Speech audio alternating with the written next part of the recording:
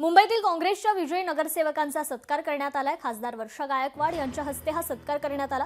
काँग्रेस पक्ष कार्यालयात विजयी सर्व नगरसेवक उपस्थित होते। कार्यालयाबाहेर ढोल ताशांच्या गजरात जल्लोष देखील करण्यात आला।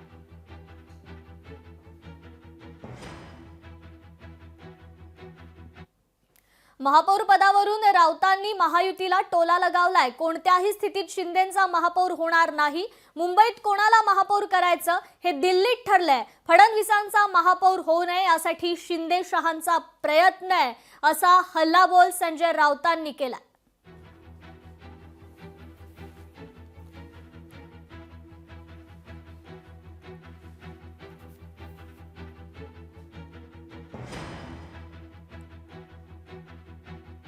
पण एक सांगतो, कोणत्याही परिस्थितीमध्ये ते काय ते कोणते शिंदे गट, त्या शिंदे गटाचा महापौर वगैरे होत नाही। काल आपण मोदींचं भाषण ऐकलं असेल, पहली बार मुंबई में बीजेपी का मेयर बनने जा रहा है। म्हणजे दिल्लीत ठरलेलं आहे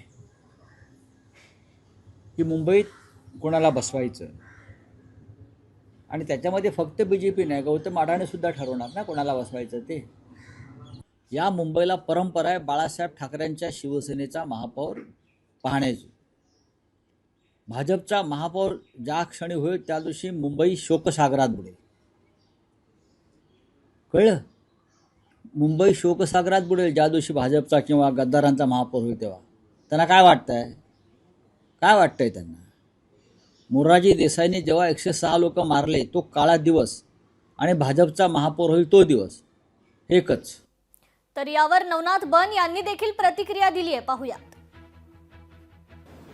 आज जनाब संजय राऊत यांनी परत एकदा खयाली पुलाव शिजवायला सुरुवात केली आहे की मुंबईमध्ये त्यांचा महापौर होणार। मला संजय राऊतांना इतकंच सांगायचं आहे, मुंबईकरांनी हा कौल महायुतीला दिलाय, त्यामुळे मुंबईमध्ये महायुतीचाच महापौर होणार। संजय राऊत, तुम्ही कितीही स्वप्न बघितले तरी ती तुमची स्वप्न कधीही पूर्ण होणार नाहीत। मुंबईच्या महापौर पदावरून मुख्यमंत्री देवेंद्र फडणवीस आणि उद्धव ठाकरे यांच्यात चर्चा सुरू असल्याची सध्या राजकीय वर्तुळात चर्चा आहे। महापौर पदाच्या निवडणुकीवेळी ठाकरेंचे 65 नगरसेवक गैरहजर राहणार असल्याचं बोललं जाते।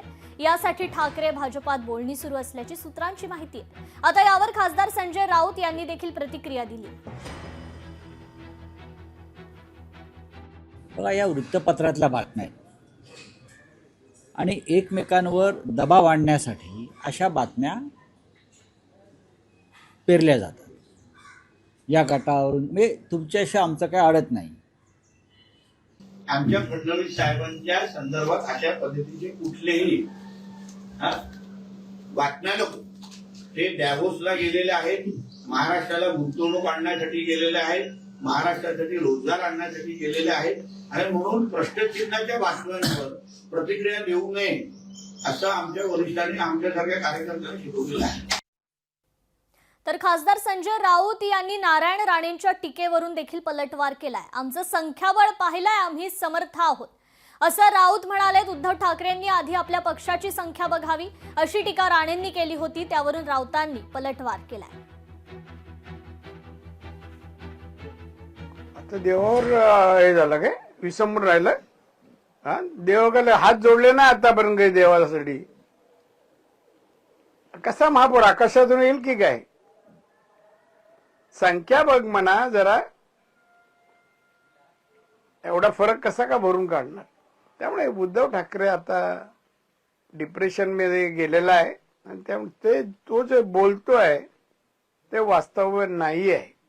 राण्याकडे संख्याबळ आहे का? असेल तर मग थांबलेत का? असेल तर मग शिंदेंनी लपवून का ठेवलेत? आणि वारंवार का सांगावं लागलंय भाजपला की आमचे प्रयत्न सुरू आहेत म्हणून? काय आहे, त्यांचं वय झालं आहे, ते आजारी आहेत, त्यांची काळजी घेतली पाहिजे त्यांच्या कुटुंबानं। त्याच्यामुळे चुकीचं विधान ते करणार नाहीत यापुढे। आमचं बघू ना, आमचं बघायला आम्ही समर्थ आहोत। राणेसाहेब, तुमचं जरा काय चाललंय ते बघा, तुमचं संख्याबळ सांगा काय। 10-20 जागा जास्त जिंकल्यामुळे संख्याबळ होत नाही। मी काल म्हणालो की बहुमत फार चंचल असतं। लोकशाही मराठी ऐका, पहा, जागरूक रहा.